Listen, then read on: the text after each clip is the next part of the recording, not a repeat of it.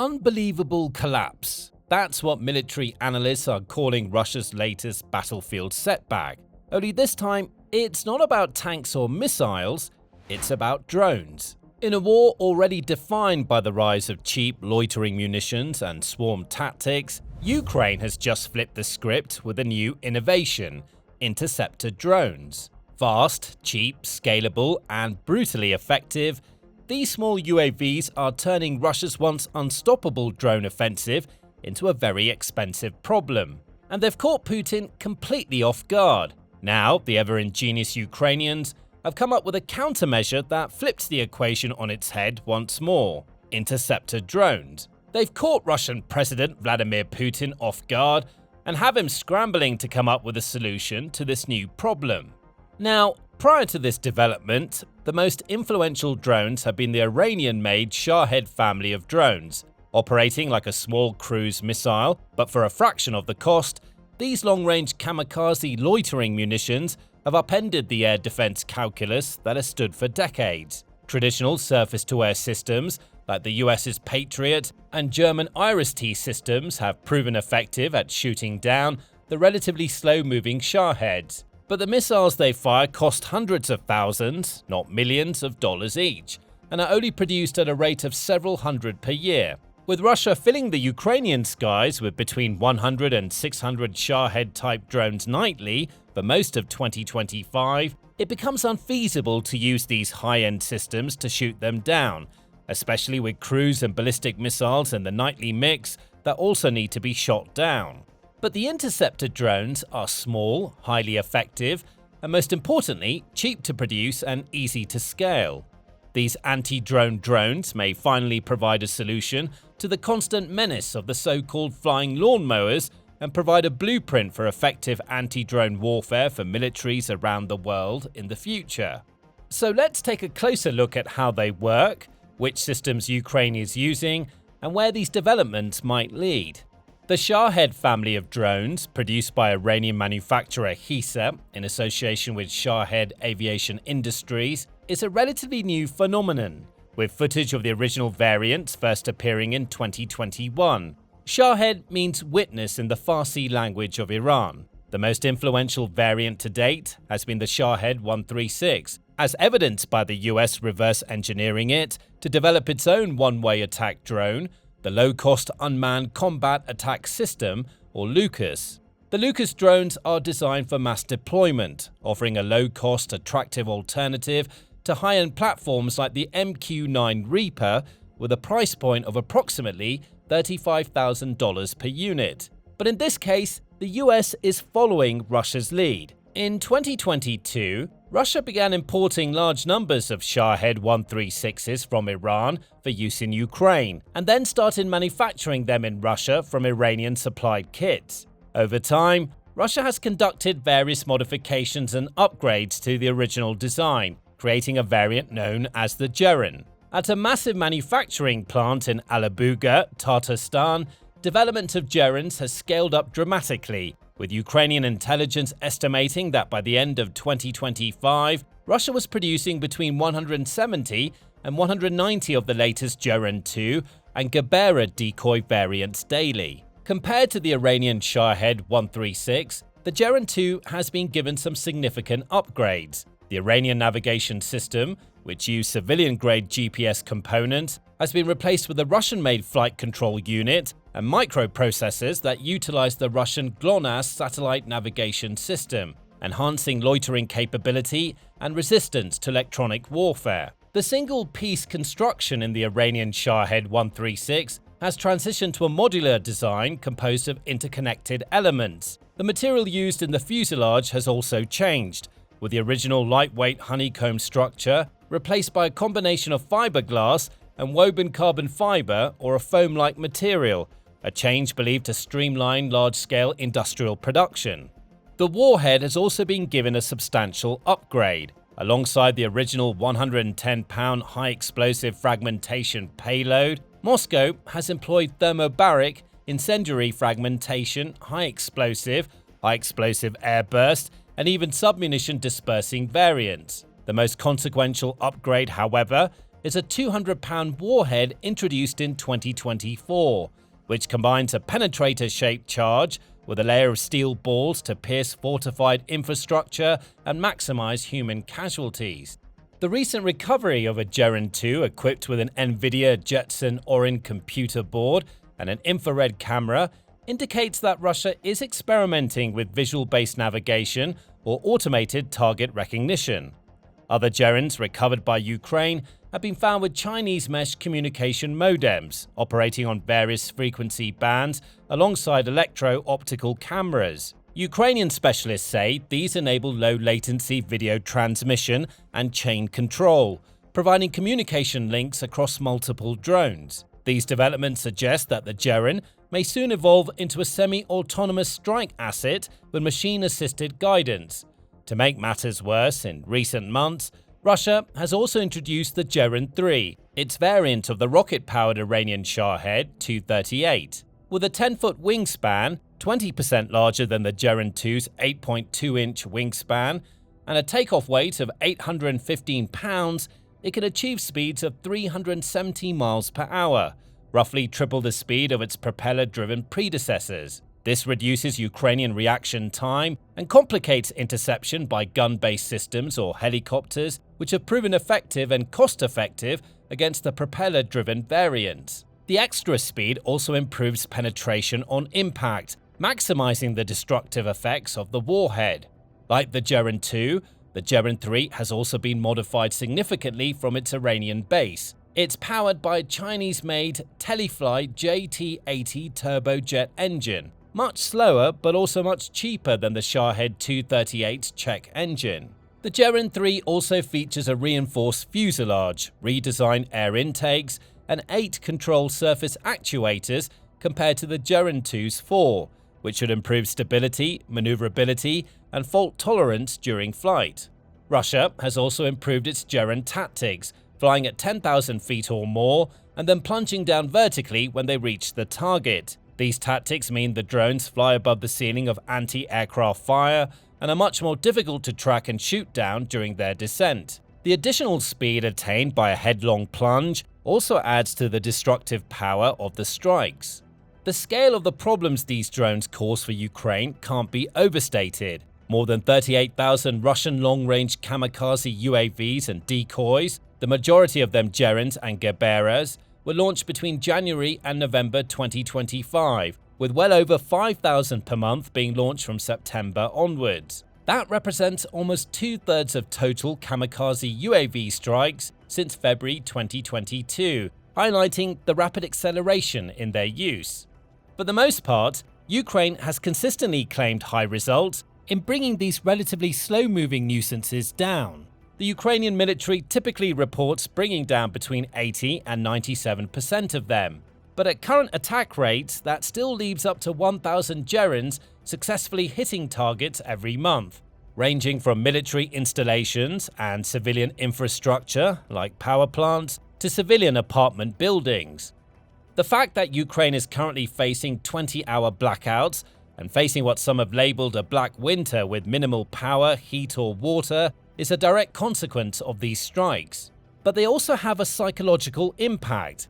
The relentless stress of hearing Gerans, air raid sirens and air defense explosions in the sky, cowering in shelters, fearful of being struck, and dealing with the consequences of successful strikes, slowly but surely grinds down the morale of the embattled population. With an increasing shortage of high-end air defense systems and interceptor missiles available to Ukraine from its NATO partners, in no small part due to how many have been used up in Ukraine, anti-drone countermeasures have, of necessity, diversified. Ukraine has responded to the escalation of drone attacks by creating an extensive network of roughly 900 mobile fire groups that hunt down Gerans with ground and helicopter-based machine guns, automatic cannons, and portable anti-aircraft missile systems like MANPADS. These groups include military and National Guard personnel, working in conjunction with local radars, thermal and optical surveillance systems, and air defense control centers.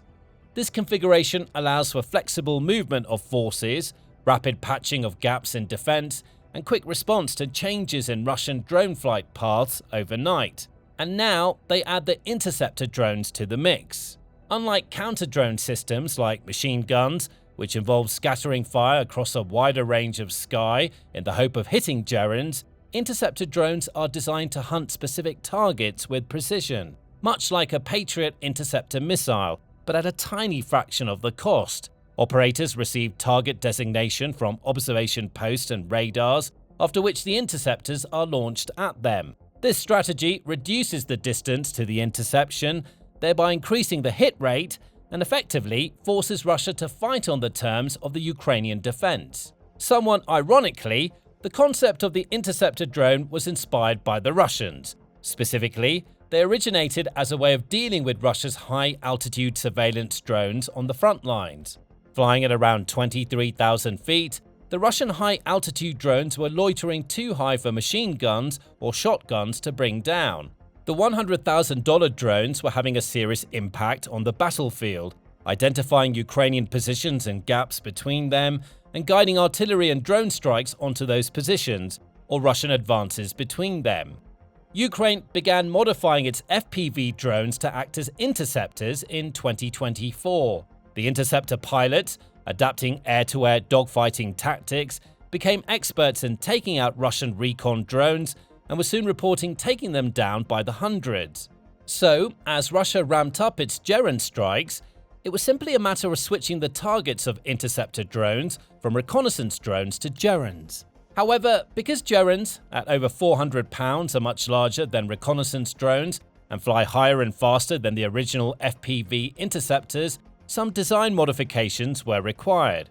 And have these modifications been successful? You bet.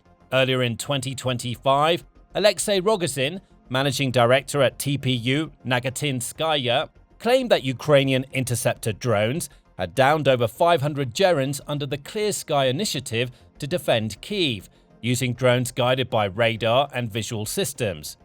In a few months since its launch, the system has intercepted more than 500 Geran attack drones, he said, adding, "In fact, we're talking about an urban anti-drone dome built on the mass use of small-size interceptors, primarily FPV drones. The system includes calculations on vehicles, a monitoring and coordination center, and a training center."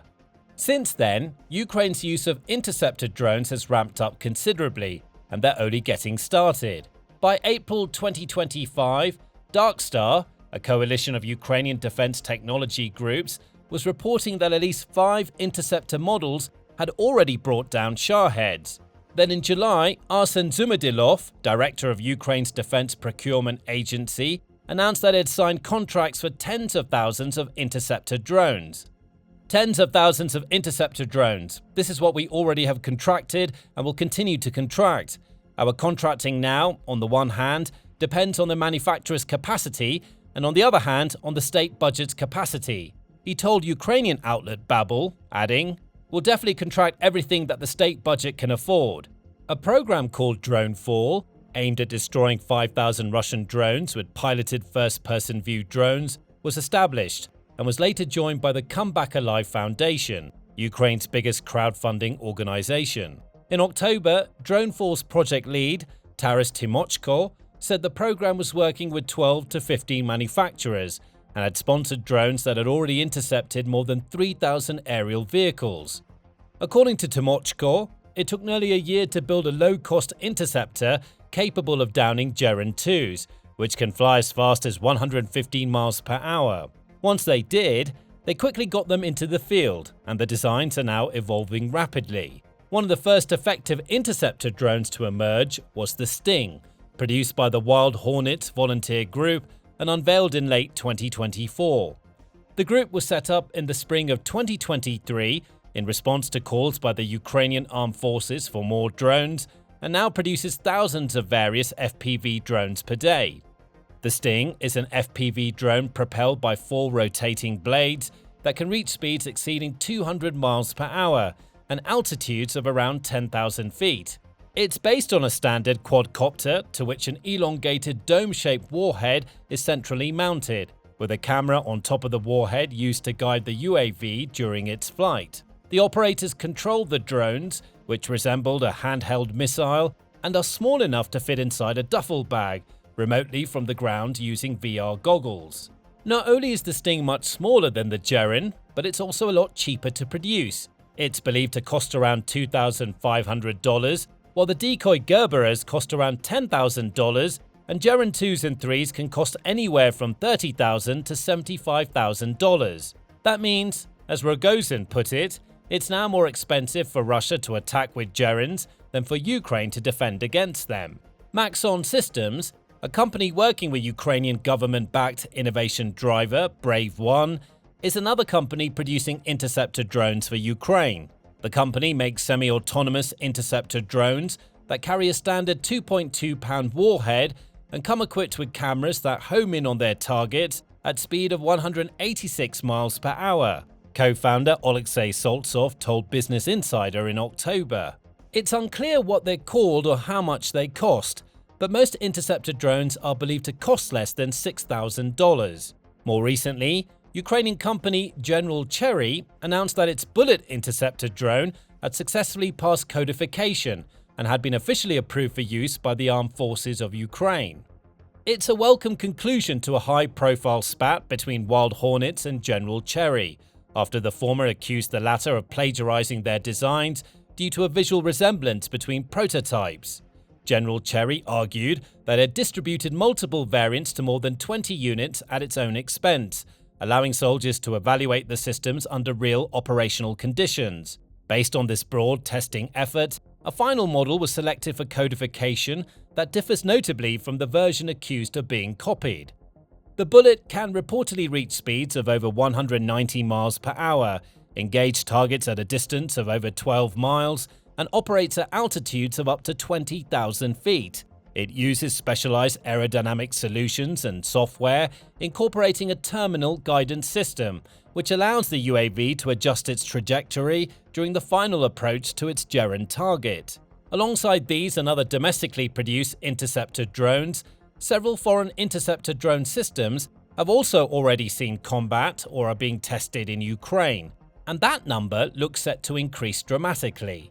That's in part further evidence of partner nations' commitment to Ukraine's defense, and in part down to these nations' concerns about their own counter-drone defenses. As has been evident during the spate of drone incursions across Europe in recent months, in many cases, local authorities lack low-cost, high-efficiency solutions to bring them down, especially above densely populated urban areas. Lightweight, highly mobile, cost-effective interceptor drones represent low-hanging fruit as an easily scalable solution, especially with much of the testing and refinement having been conducted in Ukraine. In fact, the first foreign-made interceptor drones may even predate Russia's initial use of imported Iranian Shaheds. US company Fortem Technology has been quietly supplying its drone hunter interceptors to Ukraine since 2022. In December 2024, Fortem CEO John Gruen told the publication Over Defense that their interceptors, which fire nets to entrap the drones rather than exploding, had been successful against Shaheds and many other Russian drones of all sizes. The company planned to have 400 systems in Ukraine by the end of last year, although it's unclear whether that aim was achieved or whether Fortem is among the 12 to 15 manufacturers currently supplying interceptor drones to the Ukrainian military. Also in December last year, Brave One announced successful trials of an advanced interceptor drone developed by German manufacturer Titan Technologies. The drone has been specifically engineered to intercept Shahed-type drones and Russian reconnaissance UAVs, and can reportedly reach speeds of up to 186 miles per hour with a range of almost 12.5 miles. Titan reportedly plans to enhance the drone with an automatic targeting system powered by machine vision technology, further increasing its precision and effectiveness. In addition to these known implementations and tests, Ukraine also has two massive projects underway with European partners that will undoubtedly light a fire under its interceptor drone production programs. In September, UK officials announced a joint project with Ukraine to develop the Octopus, a new advanced low-cost interceptor drone. The drones, which will be manufactured in the UK, were designed in Ukraine with support from UK scientists and technicians, and have reportedly already been tested in combat against Russia's Gerans, where they were highly effective. UK Prime Minister Sir Keir Starmer called the new partnership a landmark moment, bringing together British and Ukrainian ingenuity to deliver cutting-edge defence drone technology to fight back against Russian aggression. While the specific UK manufacturer was not named, in the week before the Octopus announcement, Ukraine's largest drone manufacturer, Ukspec Systems, announced plans to invest around $271 million in 2 new drone manufacturing facilities in the UK, a plan that will create hundreds of local jobs. The UK, at the same time, announced that it will be funding the delivery of thousands of UK-made long-range attack drones to add to the arsenal that Ukraine uses to attack energy, military, and other infrastructure deep inside Russia. This combination, interceptor drones and long-range strike drones, is the same output intended to be delivered by another major joint drone production venture between the Netherlands and Ukraine, announced in October.